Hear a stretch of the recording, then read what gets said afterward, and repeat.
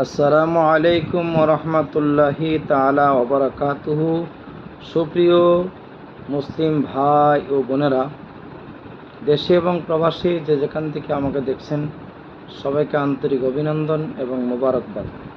সুপ্রিয় মুসলিম ভাই ও বোনেরা, আমি আপনাদের সামনে একটা বিষয় নিয়ে উপস্থিত হয়েছি। সেটা হলো যে আমি গত 2 দিন আগে একটি ভিডিও আমার নজরে পড়েছে যে এজিদ এবং হজরতে হুসাইন রাদিয়াল্লাহু তাআলা আনহুর মধ্যে যে যুদ্ধ হয়েছিল, এই বিষয়ে কে দোষী ছিলেন, ইমাম হুসাইন না এজিদ, সেটা প্রমাণিত নয়, সেটা জানা যায়নি।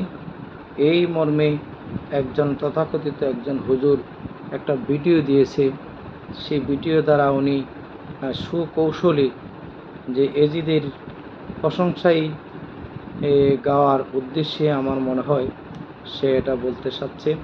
আমার মনে হয় সেই এজিদের দোসর সম্ভবত হবে, সেই কারণে তিনি এমন কথা বলতে পেরেছেন। আজ পর্যন্ত কোনো ওলামায়ে কেরাম ওনার মতো এমন বেআক্কল মাখা কথা আজ পর্যন্ত কেউ বলেনি। সুপ্রিয় দর্শকবৃন্দ, আমি আপনাদের সামনে যে বিষয়টা তুলে ধরবো সেটা হলো এজিদের বিষয়ে উলামায়ে কেরামের কী অভিমত। এজিদের বিষয়ে উলামায়ে কেরামের 3টি অভিমত রয়েছে। যে ইমাম আহমদ রেজা খান ফাজিল বেরি রহমতুল্লাহ আলহী, তিনি ওনার কিতাব ফতোয়া রেজবিয়া সহ ফতোয়া আফ্রিকাতে যে এজিদের ব্যাপারে 3টি অভিমত। একটা অভিমত হচ্ছে এজিদ কাফের ছিল। এই ফতোয়া দিয়েছেন বিশ্ববিখ্যাত হাফিজুল হাদিস 7.5 লক্ষ হাদিসের হাফেজ ইমাম আহমদ ইবনে হাম্বল রহমতুল্লাহ আলহী। তিনি ফতোয়া দিয়েছেন যে এজিদ কাফের ছিল, এজিদকে নাম ধরে লানত করা বৈধ জায়েজ। আমাদের আজ ইমামে আজম আবু হানিফা রহমতুল্লাহ আলহী এজিদের ব্যাপারে তিনি নিশ্চুপ ছিলেন। তিনি এজিদকে কাফেরও বলেন নাই এবং এজিদকে ফাসিক ও বলেন নাই, মুসলমানও বলেন নাই। এজিদের ব্যাপারে তিনি চুপচাপ ছিলেন, কারণ ইসলামী শরীয়তের দৃষ্টিতে কাউকে কাফির বলতে গেলে তার কুফুরি পর্যায়েটা মোতাওয়াতির পর্যায়ের দলিল আদিল্লার প্রমাণ প্রয়োজন।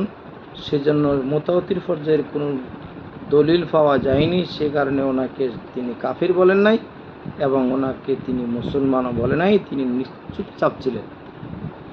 আরেকদল উলামায়ে কেরাম এজিদকে ফাসিক বলেছেন, এজিদকে পাপিষ্ট বলেছেন, মুসলমান বলেছেন, কিন্তু ফাসিক মুসলমান, এজিদকে ভালো বলেন নাই কেউ।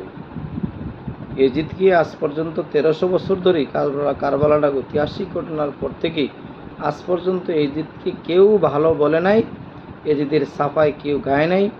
আমরা দেখছি এজিদের উত্তরসূরি যারা, তারাই শুধু এজিদকে ভালো বানানোর জন্য আদা জল খেয়ে লেগেছে।